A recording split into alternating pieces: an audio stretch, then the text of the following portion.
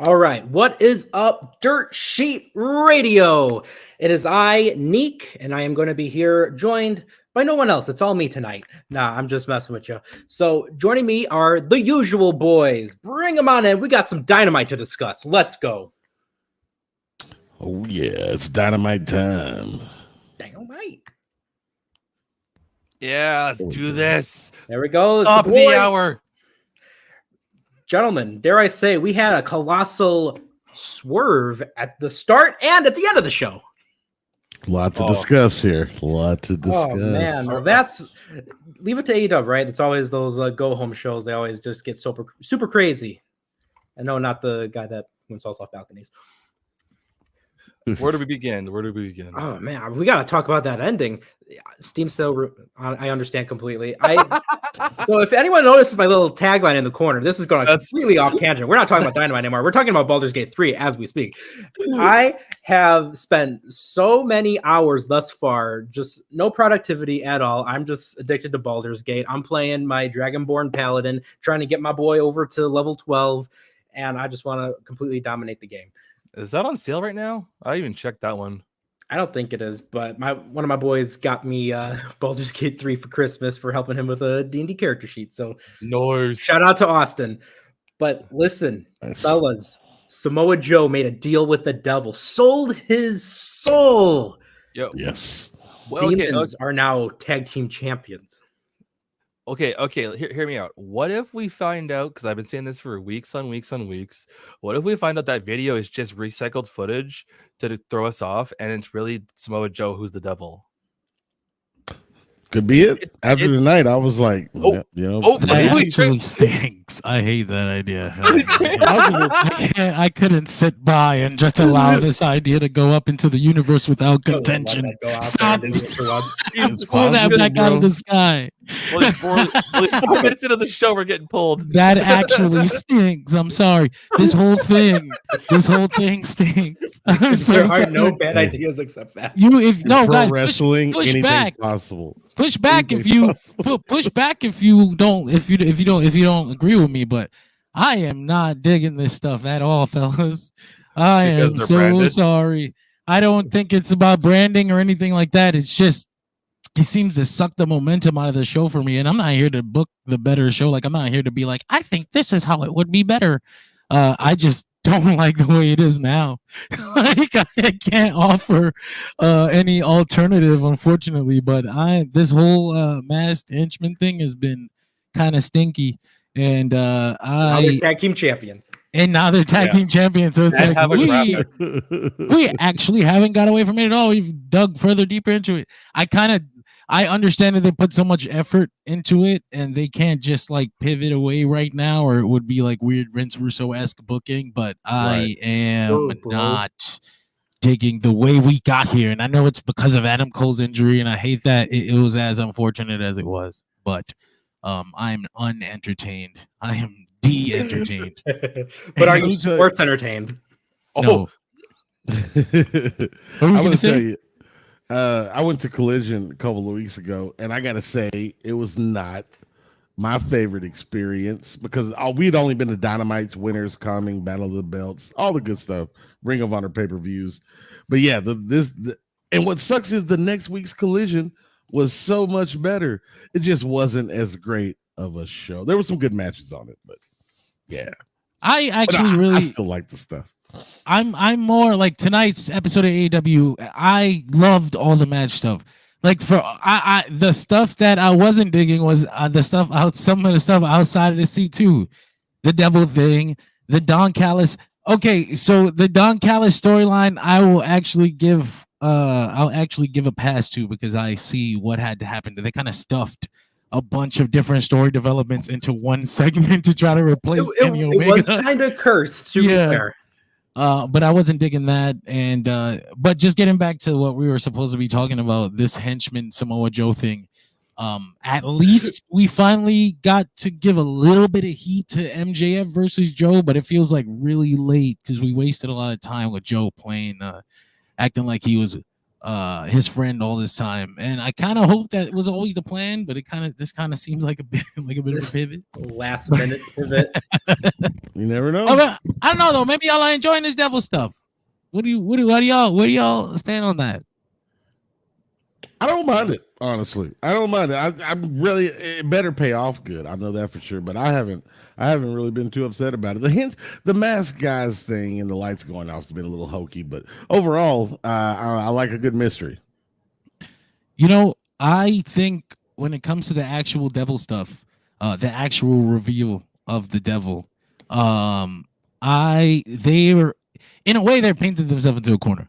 In a way, big time. But there's a lot of different circumstance that fell into it, so I can't just be like, there were different ways to get here, because it's like, damn, everywhere you tried to pivot, you ran into a brick walls. I see what happened. I understand. It's a lot of the truth associated with like the Don Callis storyline, because there's just so many like injuries and instances of bad luck that just all went into there.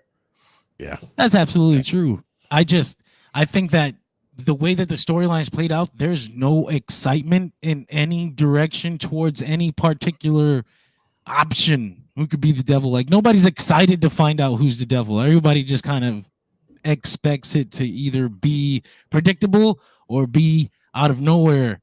So like, there's really nowhere you can go. You can either go exactly how you were booking it from the beginning, and you kind of reveal it as Adam Cole, and people go, that's underwhelming. Or you fucking reveal fucking Vince McMahon under the mask. It was me, Austin. It was actually me all along. And then he was still bothered, but that would still bother people. That's Vince Russo. It came out of nowhere. It makes no sense. So there's no win. There's almost Vince no Russo win here. under the mask, bro. There's no win here. Yeah, it's going to be tough. What I've been seeing the past, we'll say like few weeks, is the amount of names being thrown in as who the hell it could be as the devil. And the names are getting more and more ridiculous. Oh, I don't think there's any serious conversation happening around the devil stuff anymore. Nobody's actually. It became a meme. Yeah, it's a meme. Yeah, so I'm kind of riding with next round. Yeah. I mean, I feel like as time has gone on, it pretty much people have had time to look at them under the mask and kind of almost figure out who it is, and everybody kind of expects it to be like the Kingdom, some combination of the Kingdom and Adam Cole as the devil, and maybe Wardlow under there as the bigger one. That's just if Wardlow's the devil, bro, that's gonna be a fart in the wind. So there's literally no, I can't imagine. There's no possible satisfying conclusion to this storyline. I just don't see anything. It's Mustafa Ali. 3 months, of course, but like Retribution 2.0. Oh God, you do something like that, and it's an instant meme. Like, I don't know which is the way. So now you kind of got to decide which sword to fall on, right? Do you want it to be so out of left field that it becomes absolutely memeable and stupid, but people talk about it for the next like month? Or do you just go the Adam Cole route because that's the way you had your story plotted and planned out, and at least you have control of it in that situation? Well, the belts did drop to the masked men. But what do you guys? How do you guys? What sword do you fall on here? If you're Tony Khan in this unfortunate position, the controllable way, possibly. I'm thinking, if I had to really pick one, but there's still both swords. Yeah, you're gonna fall on something. So it's like, that's the issue, is because there is a sword that you have to fall on. Mm-hmm.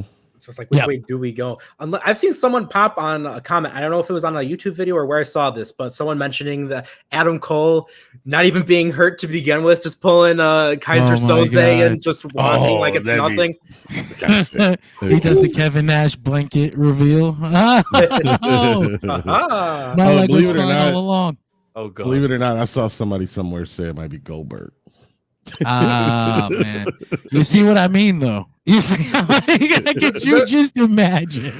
Oh my God! There was, before we started the show, I was talking to Richard a little about all the ideas of what's going on, and obviously the jokes and whatnot. One name did pop up that I haven't seen yet on anybody else's comments, and that's Kyle O'Reilly. Yeah. Oh shit! I forgot about Kyle. That's one I haven't seen anywhere until like recent. It will definitely not be Bobby Fish. That's for sure. Please no. Who is the devil?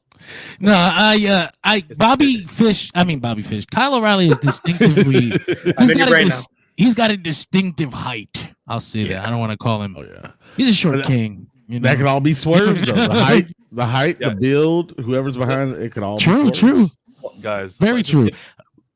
I don't know what connection Kyle O'Reilly has to MJF beyond like doing stuff for Adam Cole though, so that doesn't really make him like a devil to me. That makes him like a henchman. Nah, right. You know what I mean? Right.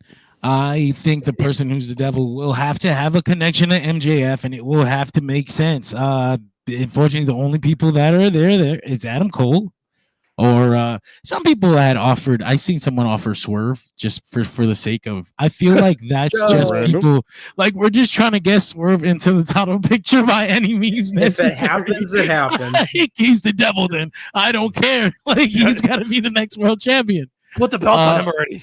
I get it. I feel you, but I just speaking of Swerve, I can't wait till we get to that. Yeah, I know. But I mean, as for this ending, Samoa Joe finally turns completely heel on MJF. Pleasure doing business. I was just gonna ask for this picture. Can we shout out the sign that says MJF? I love your beautiful pores. Nailed it. Beautiful, actually. Poor health is important, but we don't talk about that very much as a society. As neck health. That's true. That's very true. He's at the pinnacle and Tully is the devil. Yikes. Oh. No. Let's leave Tully where he's at. He's made some mistakes. But the show opened up, I guess, if we have nothing else to say about the main event. Can we pop that image right back up real quick? Absolutely. I got a couple of them. I got a bunch of masked people. Whoops. Fellas, who we thinking these masked men are? Any build look familiar? Because I was thinking Kingdom at first, but I'm like, these guys are a little too bulky. They are pretty big. I mean, Mike Bennett is. I see Mike Bennett being one of them. These guys here are actually because Bennett got real lean fairly recently. Yeah, these dudes are pretty jacked. Just to get that out of there. No, you think? Does this look like Von Erich's? Would you even want, bro? Would you guys want House of Black involved in some shit like this? I wouldn't. No, I don't think I would. I don't know. That's the thing. Like, I kind of just, if you let it be Adam Cole, then like you keep it contained in its own little thing. You don't spread it out. This devil thing doesn't spread out to people I'm actually enjoying right now. And I also think it's really weird that a masked team won the title. Like, I mean, like not like a masked team like luchadors, but like straight up unknowns. Like, how do you put that in the title history? Was it just me, or did one of them seem to have like a little beard going down through the mask? I actually didn't notice that when they were coming. I didn't catch that. That makes graphics like this one really interesting. It's just mystery. Let's see what good old Wikipedia has to say. This is like the first. I mean, is this the first time Vacant legit wins a title? They're representing Vacant. I didn't even think about the win. Vacant is the devil. Can we get that in the chat? Shit. Get word. Vacant is the devil. What the fuck? How do we miss that? It's so obvious. There's no face. There's never been a face. Vacant is going to be in Fight Forever. This is pretty interesting. So anyone that go to Wikipedia right now, if you're watching this, there is on the list of Ring of Honor World Tag Team Champions, when you scroll to the bottom, you know how like anytime there's a list of people's reigns, it always has like how many times they've held it. I have never once seen it to where it says unknown in there, because in the little description next to it says this was a handicap match. Samoa Joe feigned injury from a supposed backstage attack beforehand. Due to the anonymous nature of the masked men, it is currently unknown whether the pair have previously held the titles. Oh, shit. You see, I think I know that this doesn't matter to a lot of like regular people who watch wrestling, but this is really interesting to me. It is weird shit. They're listed at the Devil's masked men, and then in parentheses, identities unknown. Yeah, I mean, but I guess before we come, the 68th reign, one away from a nice or almost nice. Yeah, new champions. Let's get new champions. Hurry! Before I bring it back to the Continental Classic, I just wanted to say that it's really. I brought it up before, and it's really weird to me to watch this same show. Like people get a little bit exaggerative, and I don't know if that's a word. If I made that out, Webster, call me. That's legit. Exaggerative? Legit. Is that a word? Feel like I've heard it, but if it's not, just create it. It sounds real good. Like I like that. I would use that in a meeting or something. That's a t-shirt right there. People get a little crazy. They get out of control when they talk about AEW. Sometimes, like it ends on this what I thought was a dog shit angle, and people are gonna be like, "Man, Dynamite was dog shit." And I'm like, "This is the same Dynamite that we had like fucking 2 straight up 4.5-star matches on." Like, as long as really good matches. I mean, for me, because of the way I enjoy wrestling, as long as I'm getting that shit every week, I'm gonna be here. Yeah. Like if they hit right, you're a biggie there every night. Every night. Every night. I'm saying. Dynamite So Tuesday. I really hate that I have to sit through this, but I don't think that AEW is dying. I just think that this Devil Angle's dog shit. I can't wait for it to end on Saturday and reveal who it is, and maybe MJF is really hurt, man. Shift that shit over to the mid card for a little bit. I'm not saying I want to abandon MJF as a mid carder in the company like some people are calling for. Like, he's failed. Throw him to the back of the wolves. He's buried. He's buried. They ruined him. He's not over anymore. Like, I still believe, like, if you've looked at MJF's list of defenses, like his run, like his actual title matches, are good title run. Top-notch shit. I mean, even tonight they were chanting, "He's our scumbag" for pretty much the entirety of that short match. He's always gonna be. He's definitely over. He's definitely knows how to work a crowd very well. Even if he's in the bottom of hell, he can walk up out there live and whip that place into cheering him. But yes, shit. See, I wish Dynamite was a little more consistent. Is what I was this week. Anyway, it's been pretty good lately. But that opening match though. Ooh, even before then, we have something to discuss before we get to the opening match. Take the banner away. Remove that banner. Get out of here. Fellas, did you hear about the dark match? Oh yeah. That's right. That's right. Scotty Too Hottie. Turn it up.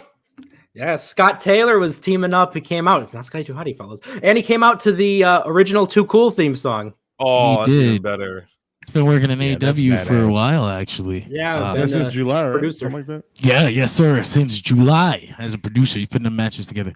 He lives locally too. It's a little bit disheartening finding out just how many of those Attitude Era themes are non-copyright, like purchased, purchased off the thing. I used to think. I thought Jim Johnston made like all them shits. I used to think he made all of them. I'm scared to actually look down the hole and find out. Like, I don't want to spoil it for myself. Like, I didn't know this theme was not Jim Johnston, was a non-licensed original. I'm worried I'm gonna find out Steve Austin's theme was purchased from like a Google search or some shit. The 90s. Good for a nostalgia pop. Good nostalgia pop. When you that's pretty cool though. Where were they at tonight that this randomly happened? Orlando. I know he lives there now. Yep. Yeah. So I think he's got like friends and family. So I think that was part of the reason with having that. Yeah. And he teamed up with fellow Attitude Era legend Billy Gunn and the Acclaimed to take on. Shit. What? Yep. And they took on Cool Hand Ange, Daddy Magic, and the long missing Gun Club. We gotta get that on. We gotta get that on TV. Get it on Rampage or something. Yeah, I was gonna say, I'm surprised they didn't air any of that. That sounds like it was actually fun. And from what I saw from videos on Twitter and whatnot of it, crowd went nuts for Scotty. And he did the worm too. Oh, even better. You have to if he's out there. Yeah. MJF thing is becoming a big old conversation online, as I predicted. As I was talking, I said it would. I said people would come off this ending of Dynamite and be like, "Oh no, the fucking world's ending," and it is. It's like a big trending thing online. In 3 days. So I guess Richard already said he was fine with it, but do you guys agree that MJF's title reign is just not capable of creating entertaining stories? They're thinking. I should have had Jeopardy music queued up, actually. We can't afford that thing. I think part of the issue is going to be... Go on, Richard. Oh, go ahead. You go ahead. I was going to say, I insist. The defining highlight of the run is the Devil feud, then I would say, okay, maybe it wasn't the great. If we're talking just matches, if we're talking just story, the Devil thing. Like the whole thing. Like, I guess in this case, we're talking the culmination of all the parts up to this point right here. You're talking the what was his first feud? It was He won the belt from Moxley, did the little feud with Ricky Starks, did the feud with American Dragon, did the Four Pillars feud, did the Adam Cole feud, did the Jay White. Now the whole time was the devil. I might have missed one. I smoke a lot of weed, folks. No, it's all right. We all do. Yeah. So the stories, no. From a story aspect, no. The matches were great along the way, but the stories were not. They weren't good. They were not good. Well, he didn't have a good dance partner. When he had CM Punk there before, he had a good dance partner. You gotta give the man a good dance partner. Mm-hmm. I think when it comes to stories, it's a little more than just one dance partner, though. I think I think I had said before on I'm pretty sure I record so many fucking things now. I don't know where I say shit. I had said it before somewhere that MJF that the AEW World Championship was strongest depending on who was holding it, and not in just like the generic way people mention like the house is on your back, buddy. I mean, like the stories that they were being told when the person was champion. When Chris Jericho had the belt, you're talking about a fucking 30-year storytelling legend who knew how to carry his shit. When Moxley had the belt, same. Another person who knows how to carry stories. When Hangman had the belt, that story shit was a little bit, I don't know about that, but I'm going to give you the hardest Stan Hansen does a moonsault matches you ever seen in your fucking life. And no build with Archer, but it was fun. CM Punk, he jumped off the fucking stage and fucked up his own little shit there. But when he did have the chance to tell some stories with that belt, they were really interesting. Oh yeah. That's the closest person that MJF had that was close to him mic-wise was Ricky Starks, and that was a short-lived feud. Like he didn't really have anybody that was at that level to go back and forth with, I don't think. Jay White wasn't it. I'm sorry. Joe? He was not that man. I think it goes beyond just the promos, though. Like with this stuff in particular, with MJF, just without talking about anybody else, with MJF, I look at the Four Pillars feud, where that kind of felt like something that came from him. And, obviously Tony Khan books this show, but the champion has a lot of input on their own stories. And MJF tells his own kind of stories. He has since AEW started. That feud fell because they were so concerned with trying to do little skit inspired segments that didn't go anywhere and didn't drag last week's part of the story here to this week and make you interested in next week. There were just things that were happening. The Adam Cole MJF stuff was actually working. That stuff was working really well, and then the injury happened. Yep. So I think maybe it is time to pivot from MJF as champion, but I don't think it's time to abandon the idea of MJF as one of the main baby faces of the company or one of the main faces of the company at all. I just think we need to put the belt somewhere else for a second, reset, have MJF do some cool stuff in the middle of the card, and then get back to it. Some other backflips. See, I had a lot of fun when they were doing the thing where it was like the whole world basically against MJF and everyone wanted their chance. And I really enjoyed a lot of the matches we got from there, like MJF and Garcia. You had MJF and like Kenny Omega because Omega wants to stop him from getting past that point, past those the date to be the longest reigning champion. Yeah, to get that record. And then you had, him against the odds, when he single-handedly took on the Righteous. That was cool. That was fun. There's been a lot of fun moments in there. And then you look back, what was it? Forbidden Door, where he takes on President Tanahashi. He's had a lot of fun matches, the match with Danielson. So I think overall, the biggest thing that I look at is, if you go through and look at the records on Cage Match, and I'm going to get to why I'm on Cage Match in a moment. But, when you look at Cage Match, there's a lot of real good matches, and he's defeated a lot of great competitors and a lot of people that if they are not legends themselves, they're either on the precipice of becoming that down the line, or they're, great names or big guys that, to the average person, it's like, wow, he was able to defeat them. But the reason I'm on Cage Match, I want to bring this up is, again, I like looking at those fun, interesting things. So just like I mentioned with the Wikipedia aspect, Cage Match also has the Devil's Masked Men, and usually it's parentheses and they say who they are. There's just question mark, and question mark. Title change. Not even vacant. Not even vacant, and it's one of those things where you can't even click on it. Damn. So there's those interesting things. I guess we can bring it back up to the top of the card. 20 minutes of other stuff. Yeah, I mean that's what it is. It's the And Baldur's big Gate. thing coming out of the show. I mean, people are still Worth it. it's still a fucking big argument, man. But Yeah. this Continental Classic, I'm so sad to see it go. Moxley, Yeah. Moxley, winner of the Blue League. Great fucking match. Gold Holy League. shit. What a It was match. a great match. Great match. I thought Swerve was going to win, honestly, if I'm being completely honest. Yeah. I did in my heart of hearts. There was a lot of moments where I thought it was going to be Jay White taking it. It could have been any of them. I thought that's what made that's what made this match so good. That's what made this final so compelling. It was 3 top guys going at it, and it could have been literally anybody. Yeah. Oh, This and even like the Blue League, I thought no matter who won any of those matches, it's going to be great, especially when you go into the finals at the pay-per-view. And I really wish this was the main event. yeah, that Yeah. that should have been one of them. what do you what so I know y'all want to Swerve to win. How do you feel? Does it kill the match for you? Did it ruin the match? Did the ending ruin the match for you? I know that kind of happens. Swerve lost. He's buried. I hate AEW. I Yeah, hate AEW. Yeah, selling all my stuff. Selling all my Stand stuff. up, stand up for WWE. Bleeding my everything.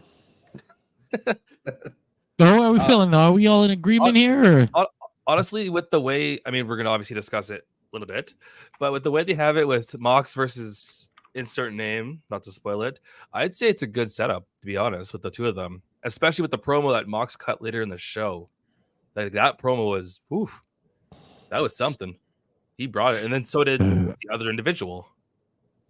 Yeah, 100%. I think the Moxley finals makes the most sense in the grand scheme of things. I think there's obviously 1,000 ways you could have went. There's so many matches, finals that made sense.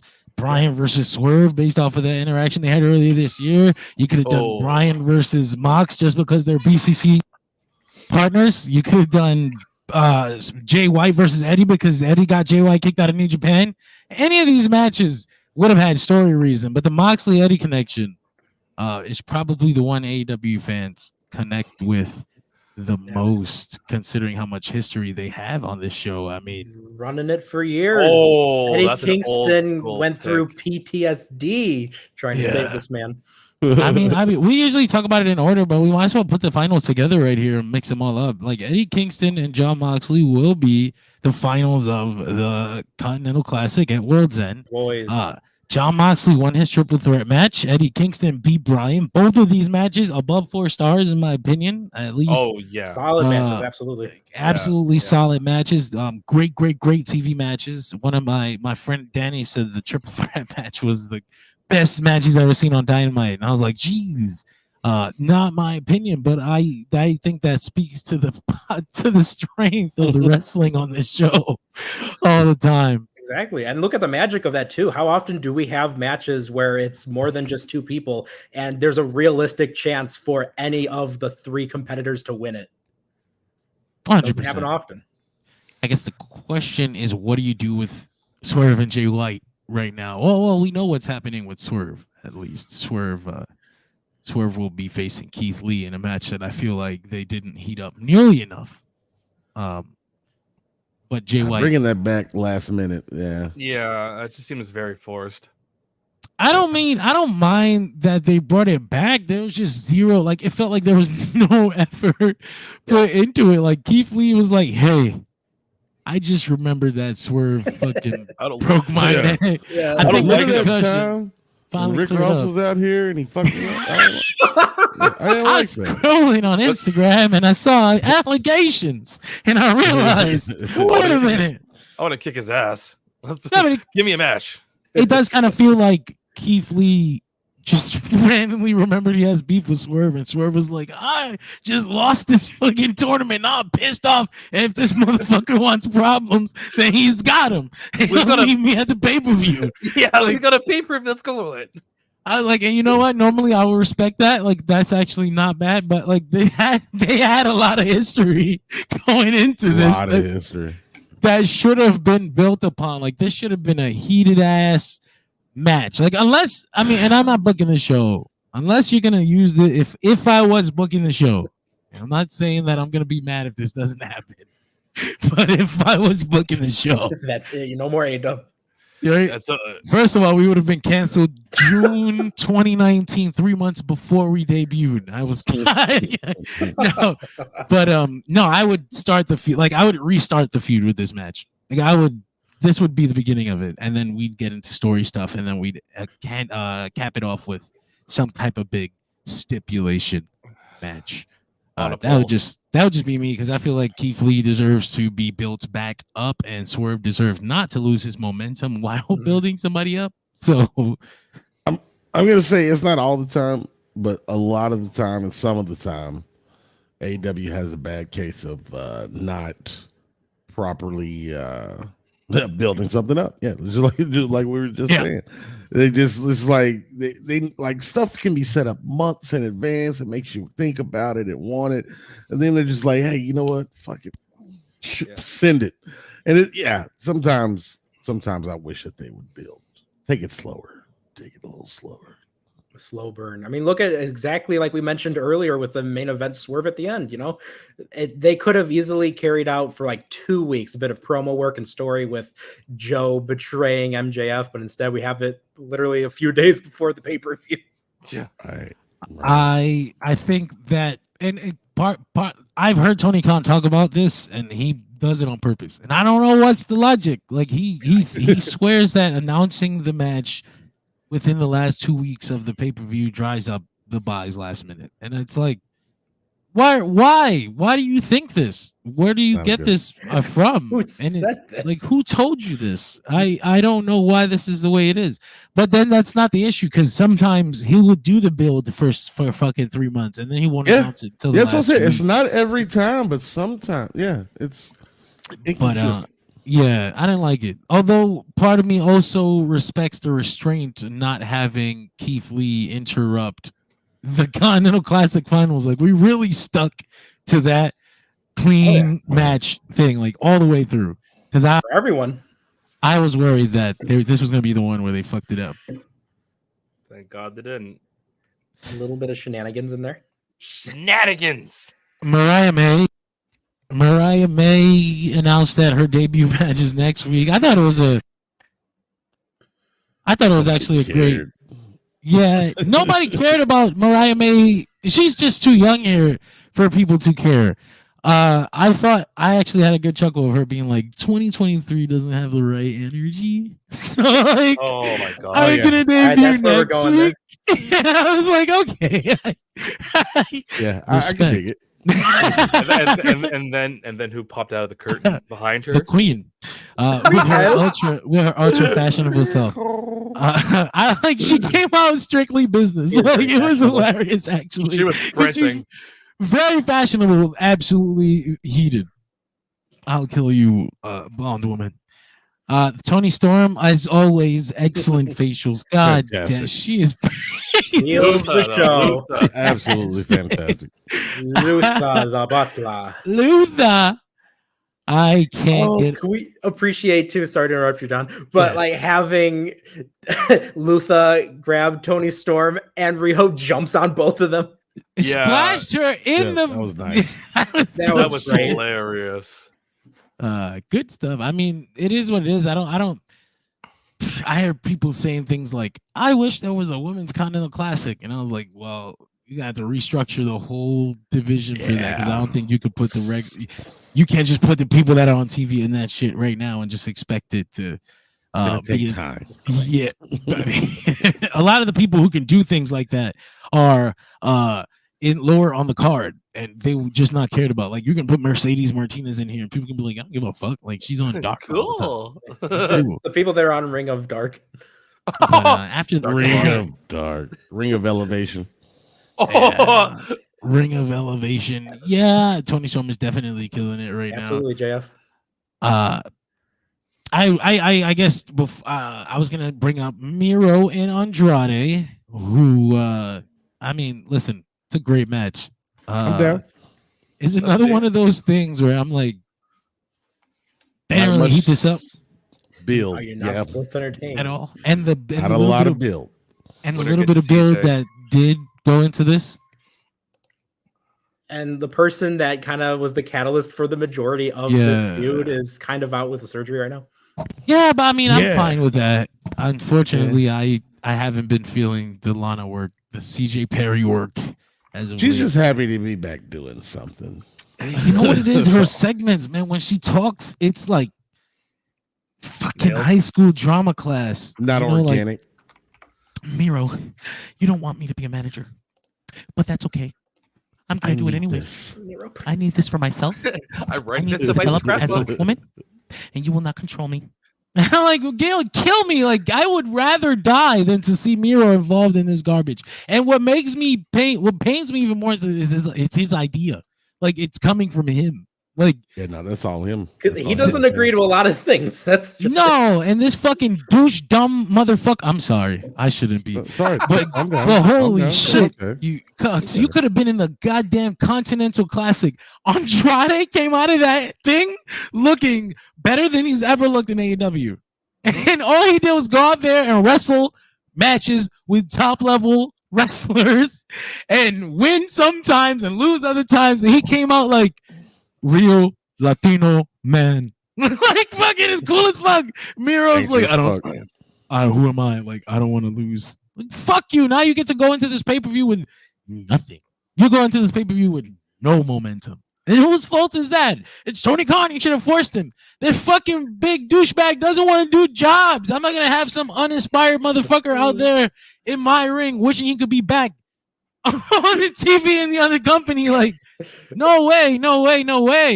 So both of them. It fucking sucks that this match doesn't have any build like that. But then I'm not like, why isn't the company handling this better? I'm like, Miro, you dumb son of a bitch. Like, you did this to you and you did this to us. Like, now we have to deal with this. Tell me this, John. Who would you like to see Miro in a long-term feud with?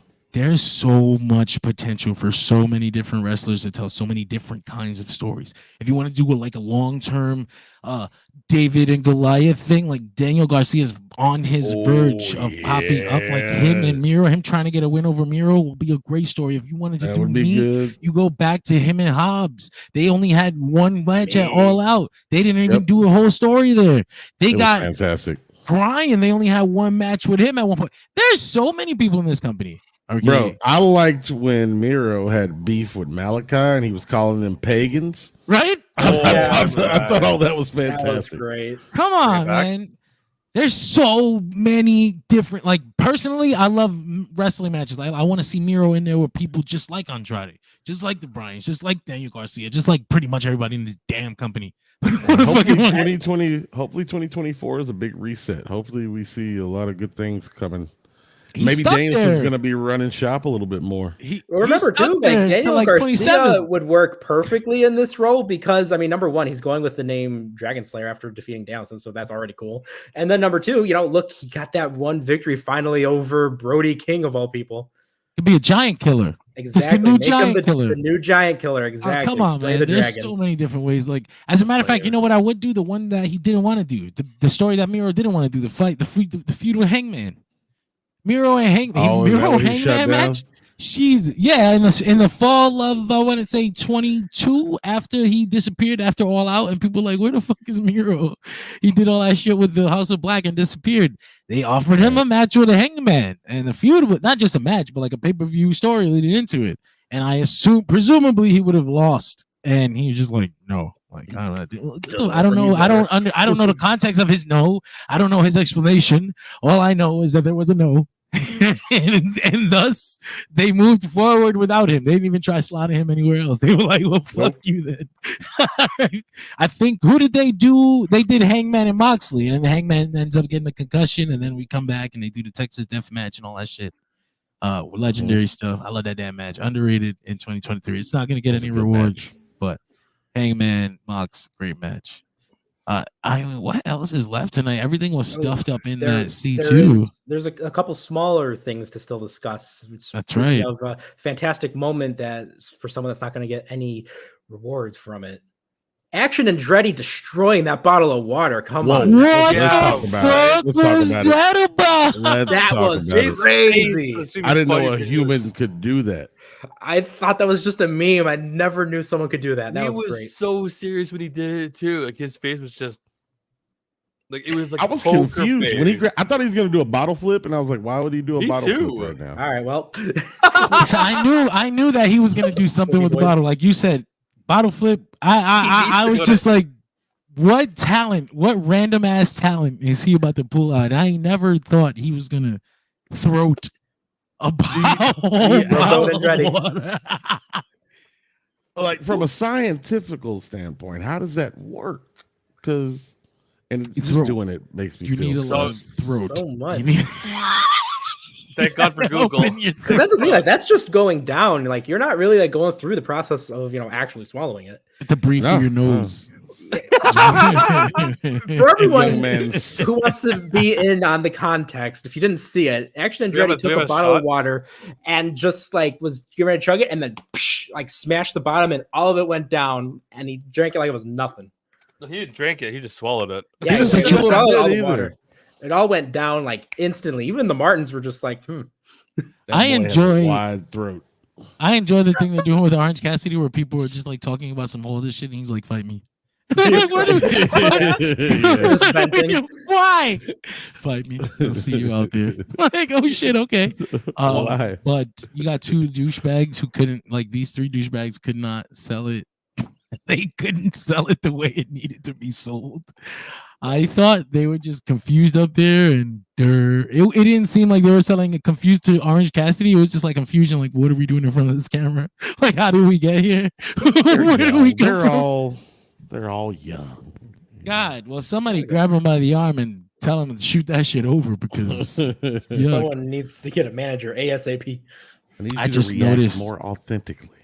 I was scrolling while we were talking, and I noticed that the entire somebody said, well, he displaced the Action Andretti displaced the water. I noticed the entire elite is gone. And I was like, wait a minute. No, how did we get here? Like, how the fuck did we get here? That was such a triumphant moment. in the NEW, middle no of elite summer. wrestling. God damn it. Hangman's gone. The Young Bucks are gone. Kenny's gone for who knows how long. No elite on the pay-per-view. Who knows when they're coming back? That's a CM nice Omega shirt. CM Punk won in the end. CM Punk, Look, he he's was the getting master of puppets. crazy amounts of attention on social media. He's literally all of WWE's socials right now. Punk pulled the ultimate fucking bamboozle. Swerve.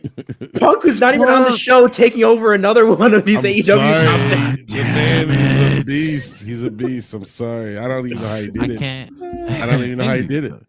Easy stuff. He was a wrestler. He did what wrestlers do. They're carnies. MJF.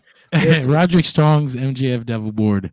Top notch. Pepe He proved Sylvia. that Captain Sean Dean and Carly Bravo will not be the devil. That's right. Oh. That's right. He disproved. well, there you go. Sean There you go. Sammy Guevara returned to AEW television with his cool Interesting Scarface segment. Tron that I always think is wasted. It's like, why wasted it on Sammy Guevara? Wait. Interesting segment. Don Callis comes out. He gifts the members of the That's Don painting. Callis family. Why was he A throwing up bunch of- West Side? Oh, I guess it's from Cali. He is he's from dude. Oakland area, and Yeah, it's just silly. It's just silly. It's just so I didn't damn even silly. see Don Callis throwing up West Side. Fucking he's got the Tupac rap Oh my backwards God. band. He's got the backwards, yeah. Six-pack on Backwards deck. and shirtless. Okay, this I was like, hey, yo, okay, they were good friends, great roommates. Artist Eh. is killing it too. The artist is killing the it, tag- beating up kangaroos in Kangaroo. Australia. The most Boxing stereotypical kangaroo. shit all Did the way you- around. Did you notice that? Don's Yeah. tattoos are gone in the last picture. They were gone in the first one too. Oh, I didn't. Okay. Oh my god, that's true. Yeah. They were temporary tattoos. The It's just, scar remains, though. Sammy Guevara comes out, interrupts the segment, turns babyface. So we stuffed tattoos. about 5 weeks worth of content into this one segment. The Don Callis is show. doing Don Callis family things. Sammy comes out. I'm gonna turn babyface.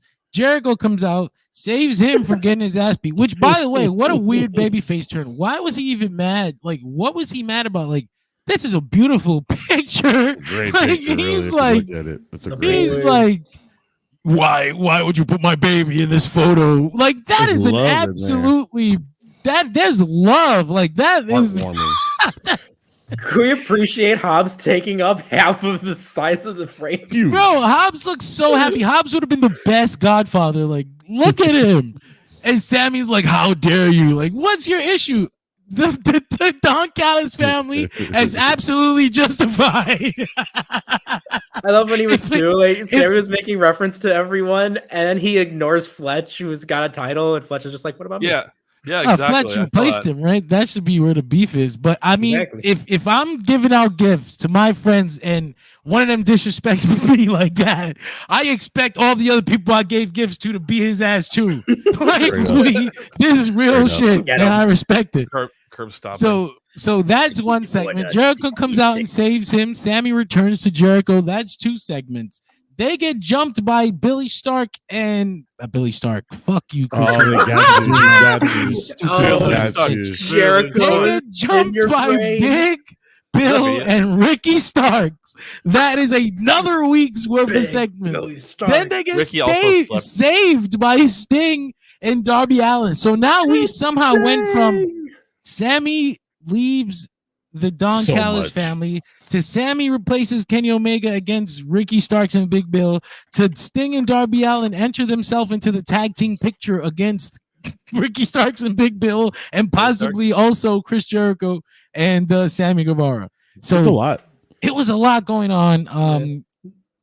Kenny Omega's injury basically forcing them into that situation. I kind of understand. I know a lot of people are down on Sammy Guevara. Also, next thing we're gonna see is the Hardys tweeting about how they're only on 0 hour this weekend. They're gonna be mad.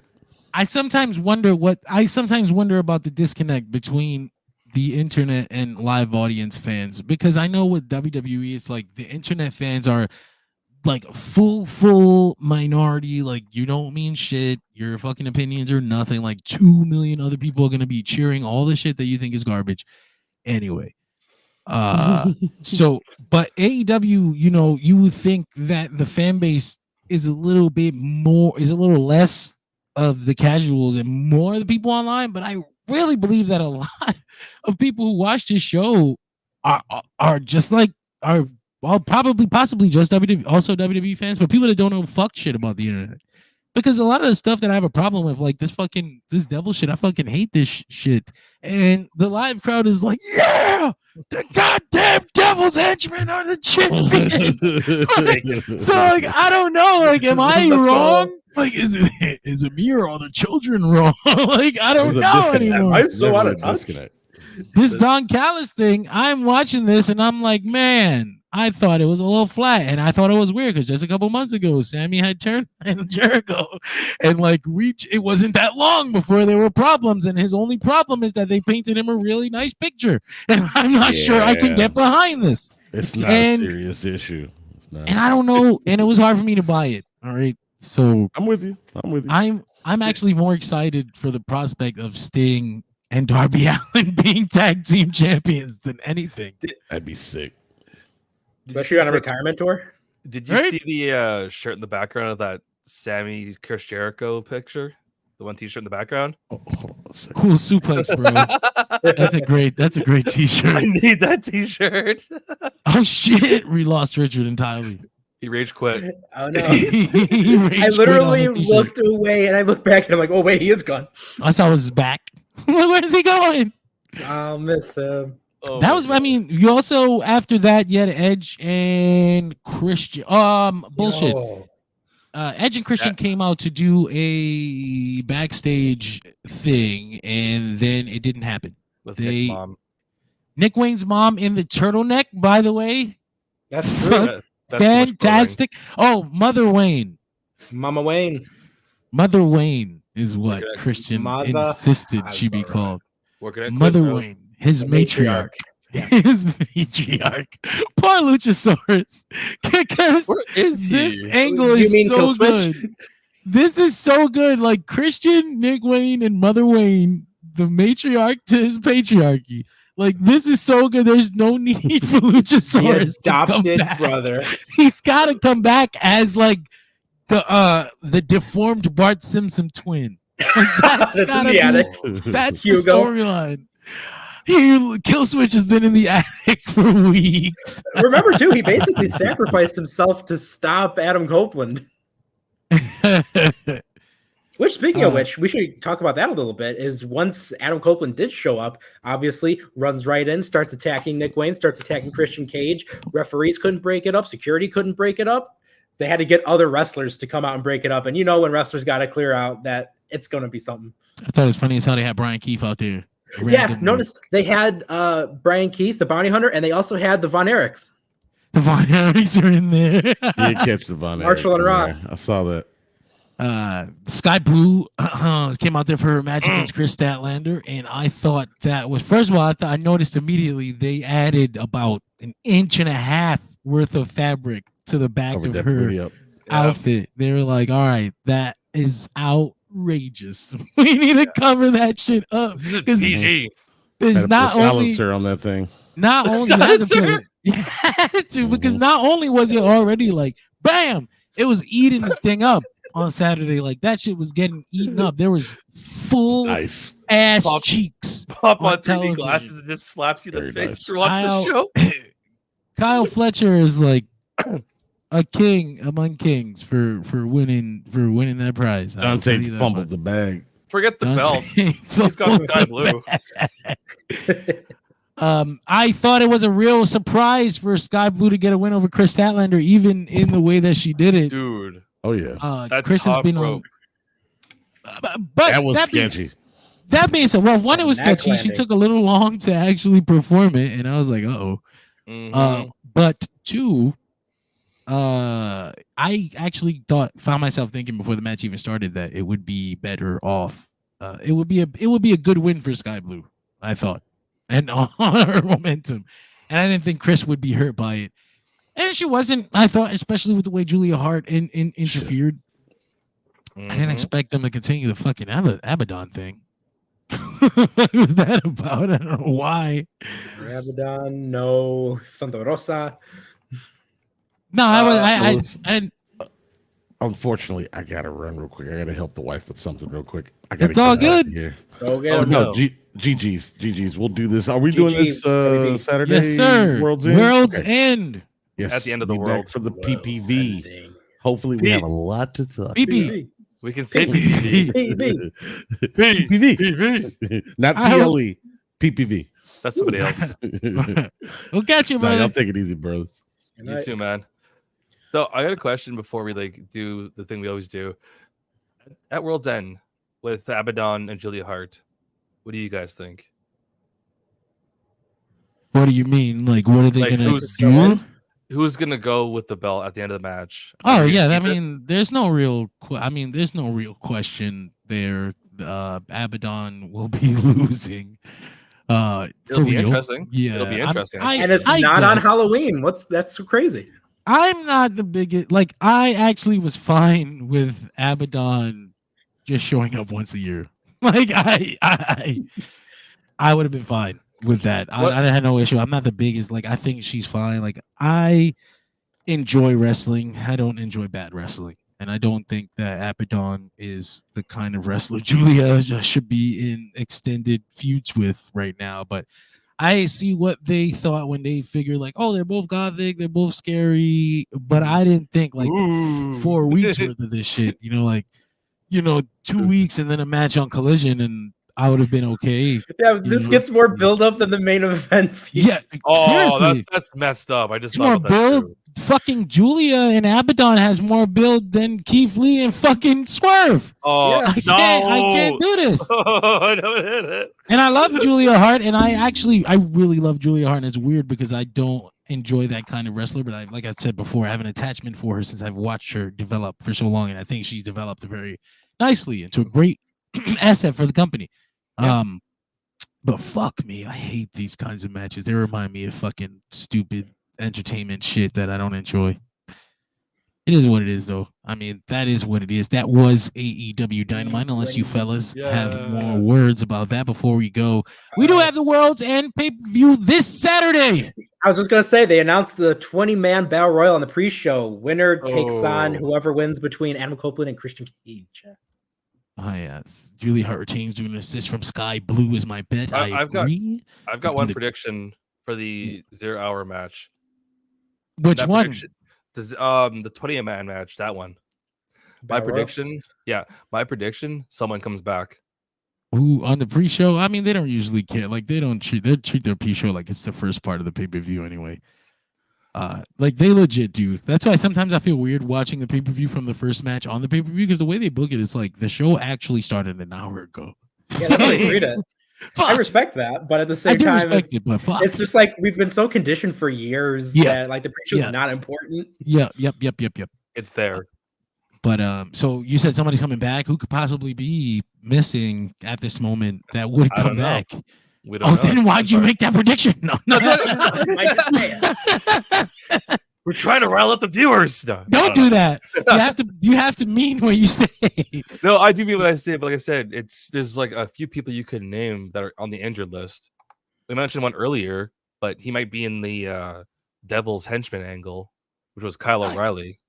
I guess, but I would absolutely hate to see Kyle O'Reilly return from 2 years off due to like a big old heartbreaking injury, and he's like in a random ass pre-show 20-man battle royale. Plus, that's the thing too. Remember, this is just a battle royale where everyone starts. It's not the casino battle royale where you be the Joker. Oh, never mind. Okay, yeah, my bad. Never mind. That's also true. It's for a TNT title shot, anytime, anywhere. So it's probably going to be in there. Papa Christian. Exactly. Notice too that AEW's been doing a lot more of the battle royals where everyone starts compared to the old casino concept. I actually thought they were finally figuring out the casino concept, because they had some real issues trying to figure out how to highlight everybody as they made their entrance in the groups. It got tricky introducing 5 people at once. Who would have thought? But yes, you also have the FTW Championship match. FTW rules on the pre-show. Real Glass, Crimea River. I've been here before. Hook probably retains. I guess. How you guys feeling that? Hometown boy. Yeah, sir. Andrade versus Miro. We talked about that. Would you? I love Andrade's just fake out discus elbow. That's so beautiful. Isn't it? I mean, it's so good. People thought it legit injured Bryan Danielson. Yeah, literally, it's more out of nowhere than the RKO, and I want that to start being his shtick. Love it. So do we think? So what? Miro's gonna get the W because he don't like to lose, or what? Because Andrade should probably win here after all that momentum in the tournament. That's at least how I would book it. Exactly, because he's got that momentum because everyone's talking about because of that out of nowhere elbow. But at the same time, we all know how Miro works, so he's probably gonna go over. Could Jack Perry be the Battle Royale winner? Makes sense with the history between him and Christian. I think returning. I think Jack Perry when he returns, because I ain't one of these motherfuckers that just decided like we hate Jack Perry now. Like fuck you. I always liked Jack Perry. I liked him, Little Jungle Express boy. I didn't think the heel turn was fully realized. I thought it had a lot of potential, and there's still things they could have done. But Jack Perry returning as a babyface would be a horrible, horrible idea right now. The perception around him is not the best. He should capitalize on that instead. You fuck around and turn Christian babyface by accident. Just put him against Jack Perry. Don't do that. No. Swerve Strickland, Keith Lee. Swerve. I don't think there's like no heat here. Like if Swerve doesn't, this feels like a Dynamite match. Like Swerve just needs another win for his momentum. Give him something. There's nothing about this feud that says Keith Lee might or should win. So I don't know. I don't really know unless the story of the match builds to something really good. But I mean, we'll see. 8-man tag match that I didn't actually realize was booked. That's interesting. Because nothing says Sting's retirement tour like an 8-man tag. Yep. Sting, Darby, Jericho, and Sammy Guevara versus Ricky Starks, Big Bill, Powerhouse Hobbs, and Kyle Fletcher. Continuing my theory that Takeshita is actually injured. He ain't in this match at all. Yeah, you're right. I can see it. You're right. I guess I can kind of see them setting up towards maybe a 4-way tag match at some point.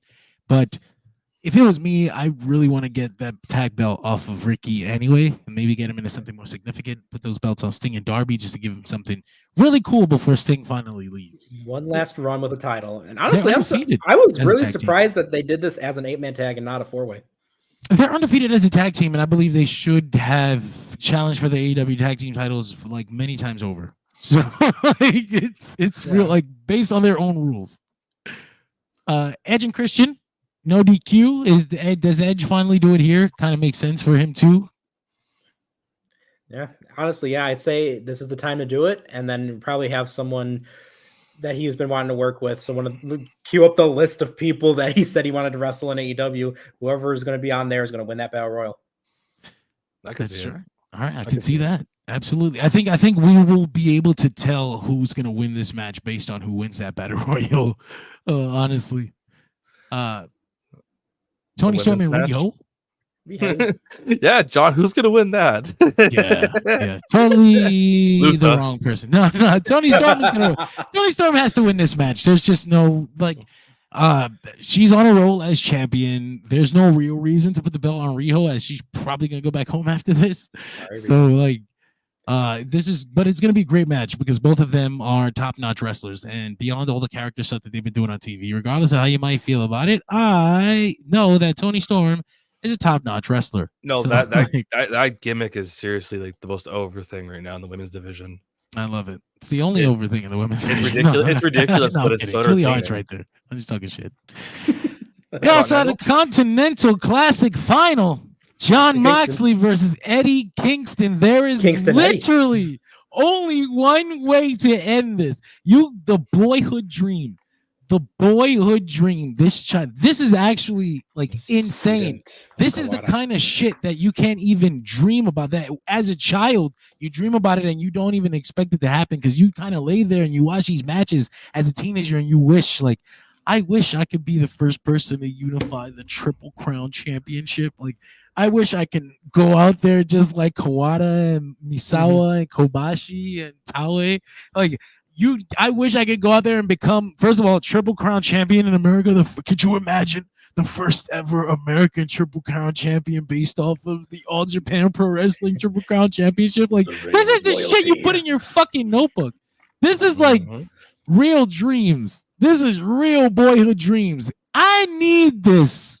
I need this like Eddie Kingston needs this. And have it be against Moxley. Ooh. That arc, Eddie's arc in his whole company. If they never put the world title on him, they need to treat this like this is the one. Well, remember too, in those multi-man matches where Kingston was on one side, Moxley was on the other, Kingston could never put himself into the position where he would attack Moxley. They never did it, right? And they never followed up on that, right? He just could not finish. He couldn't do it. I could not beat his ass. Just stop hanging out with that motherfucker I don't like. He's supposed to be my friend. To finally have them confront each other here on Dynamite was actually excellent. They finally spoke. They said all the fucking right things. Eddie Kingston can sell a match with a single promo. John Moxley can do the same. You put them in there and you give them 2 promo segments, you sold the show. I cannot wait to see this. And honestly, think about the wins Eddie Kingston has gotten to finish this tournament.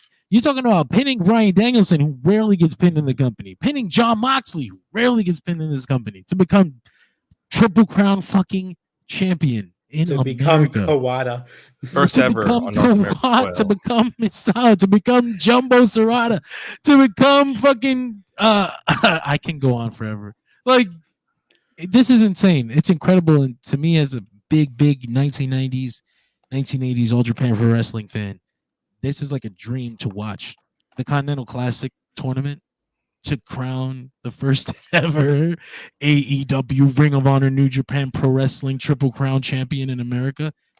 Kind of fucking nerd ass, geek ass, awesome ass shit is this?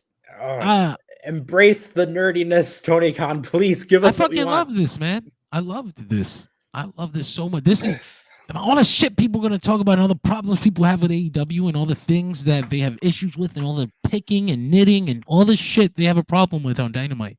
This goddamn company just spent like 6 or 7 weeks providing me with possibly my favorite American wrestling tournament I've ever seen, with possibly my favorite hypothetical prize at the end of a wrestling tournament that I've ever seen. Like, I am so fucking grateful to have had this. They've been running that, bringing the feeling back into the ground, but I really felt it. I'm gonna look back on this shit and smile. Thank you, Brian and Eddie and Remember Tony. too, Eddie said he's going to win it with the Kawada style powerbomb, and he did that. He did. He absolutely did. Finally, because he had said that before for Grand Slam when he won the ROH title, and then he ends up hitting the Doctor Bomb instead, or something like. It was like a different power bomb. I was like, that's not Kawada's power bomb. Yeah. So he actually did hit Kawada's power bomb here. Yeah. Excellent stuff, man. I cannot wait for that match. And then obviously we have the main event: Samoa Joe versus MJF. Devil lurking around the corner. You know, I think Joe might. I don't know. I think Joe has a lot bigger of a chance than maybe some think he does. See, that's the thing, especially if MJF's hurt, because we all saw the way he landed on his hip.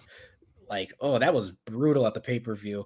And so Samoa Joe is someone that if you put the title on him, oh, he'll just straight to the moon with it. So the ultimate question is, do we do it at World's End? Well, there's no other way to do it. There's nowhere to do. The thing with MJF is that they've built this championship reign like it's long, it's defining, it's got to have this defining ending. And I just feel like there's a big conversation online about whether or not every fucking AEW championship reign, every world title reign needs to be this big, long, defining reign. And it's like they need to be able to adapt, fluidly change paths, and do things. Just because it's hot right now, you might lose the opportunity and then get back to the plan. And I don't think they're able to do that all the time. But with MJF right now being hurt, whoops, stupid devil, being hurt, I think right now is actually a great time to reveal the devil and just have him take out MJF for a little bit. The thing that I guess concerns people is the bidding war 2024, if it's still a real thing, right? If let's assume MJF is unsigned and his contract really runs out in 5 days, 4 days, which at this point I feel like is entirely unbelievable. Like we're 4 days away from a supposed running contract of the world champion of AEW. Like, get the fuck out of here. But let's act like he is. Like, if he was to lose the title the 2 days before on a truncated, cut short title reign, how fucking good does he feel about that on the way to re-signing a contract? I don't know. You might tickle him in the wrong way, and then you lose him. I was carrying the company, and now you do this to me, especially after you've thrown so many people to him to defeat. Yeah. I don't know. I would just go with Joe because MJF is hurt, and because it would be a nice change of pace, just like a fresh. It feels different, honestly. I would just go because it feels World's cool. Championship runs end at World's End. Is that booking? Is that like that's really bad booking though? I'm like I'm not gonna be like, yeah, that's the way to go. Like I think perfect. Putting it on Samoa Joe just because it'd be a cool moment and not having no plans for follow up, like that's probably really bad booking.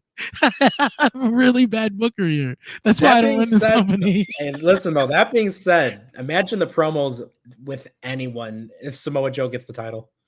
He has a point. Yeah. I mean, I'm saying though, he can make any story work if no matter who it is. And how much of a presence does he have? Like when he wins the belt, it's gonna feel like Godzilla won the championship. Like we should be scared. Like we should be horrified. We just let the championship in the hands of that monster. Like we need to be fighting to get it back or something. You know, like. What do I kind of like the idea too of now that the deal with the devil would probably be over at that point? Samoa Joe taking out whoever the devil is. That'd actually be really cool because it sets the devil up for something entirely different, and then MJF can disappear. That would be great. Especially too, Joe, if they don't, reveal who the devil is for whatever reason, and hopefully they do. Imagine Joe being like, "See, I know who you are," and just blackmailing him. That's such a Samoa Joe thing to do. Oh shit! This is very cool. Somebody, I actually can't talk about that. No. Uh-oh. Not for your consumption, viewer. Not yet, anyway. Wink, wink. No, but yeah, no, that's AEW Dynamite. That is our small prediction segment for World's End, which we will be streaming after this Saturday live on Facebook, X, and YouTube. YouTube. We have been off because of the holidays. We were off on Monday, no Raw, off on Tuesday, no NXT. Although they did have a show, it's the holidays, and we should all have a break. But we will, in fact, be alive and operating on Saturday for AEW World's End. Let's go. The world is ending. The world is ending. We probably won't be doing a weekly Doshi Radio this week. News to Nick, probably. I didn't actually say anything. Yeah, I was gonna say, wait, I could go to sleep tonight. Wait a minute. No, absolutely, my beautiful queen. You rest. Yes. No spoilers, please. Don't worry, JF. I got you. That stays with me. But in fact, you can find Nicholas. I was gonna call him Nicholas Cage. Nicholas Dynamite. You can find Nick on the Doshi Radio Weekly flagship newscast on video now on YouTube, as well as audio on Spotify, Apple Music, Amazon Podcast, all them shits. Find us all on there. The Doshi Radio Weekly post-show rewinds will be right back every single fucking show. Immediately following every single show on social media, YouTube, X, Facebook, Live, or you can watch it archived on your own time on the drive to work. Damn, I'll watch that episode of Dynamite. Let's see what these motherfuckers had to say about it. Throw it on the car. You hear us talk shit. Don't worry, we don't do many visual gags. You won't have to look down and crash. For an hour. You can catch Caesar on the Monday nights and on Wednesday nights. You can catch the rest of the gang every other night. You can catch me in the backstage on every single stream. Every day. As well as the host of Doshi Radio and sometimes on the poster rewinds. But that is us. Unless you fellas have anything else you want to add. There we go. Hey, if any of you are Halo fans, make sure to go check out the mod showcase end of January. I just found out that's the date. Late January, and your boy's going to be on it. Guess what? I'm going to be one of the voices for Ruby's rebalanced Halo 2 mod. So go check that out. Hey, if you're feeling getting a little crazy, go check out monk.com, monq.com. Use promo code DSR10. Get 10% off your purchase of Monk. There's a lot of different flavors and whatnot. Whatever you want, aromatherapy, enjoy yourself. And if you want to binge some true crime, make sure to go check out Cold Case Project. We're not having a podcast, so I got to plug all this. Yes, make sure to do Cold Case Project. Go check out. It's a channel that focuses on all kinds of disappearances, murders, and other cold cases. If you like binging true crime, especially stuff that's an hour, 2 hours long, go check that out. My brother Tony runs that. If now that Nick says that, you reminded me that I did in fact do a guest appearance on my favorite pop culture superhero podcast, Major Issues. I went over there, and for the 30th anniversary of my favorite fucking superhero film in all of history, Batman: The Mask of the Phantasm. Yeah. I got to talk about that for an hour and a half. So if you want to hear me eloquently talk about Batman: Mask of the Phantasm animated film on its 30th anniversary, go over and find me on the Major Issues podcast. That's us.